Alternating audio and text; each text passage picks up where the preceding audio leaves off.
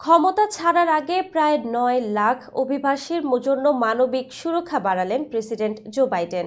Venezuela, El Salvador, Ukraine ও Sudan থেকে আসা অভিবাসীদের টিপিএস পুনর্নবায়ন করেছে বাইডেন প্রশাসন।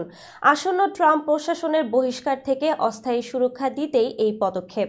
ব্রিটিশ বার্তা সংস্থা রয়টার্স জানায়, মার্কিন হোমল্যান্ড সিকিউরিটি বিভাগ অন্তত 4টি দেশ থেকে আসা অভিবাসীদের জন্য অস্থায়ী সুরক্ষা মর্যাদা প্রকল্পের সময়সীমা বাড়িয়েছে।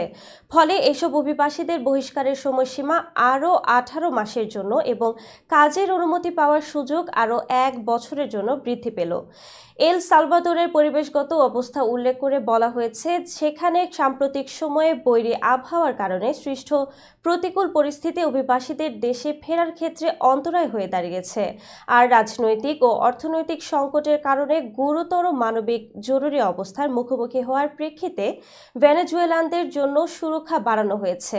Venezuela, Haiti, Honduras, Nicaragua, Afghanistan, Sudan এবং লেবাননের নাগরিক সহ 17টি দেশের প্রায় 10 লাখ অভিবাসী টিপিএস সুরক্ষিত। ভয়াবহ ভূমিকম্পের পর 2001 সালে টিপিএস এর অধীনে এলো সালভাদোরের মানুষেরা সবচেয়ে বেশি সুবিধা ভোগ করছেন।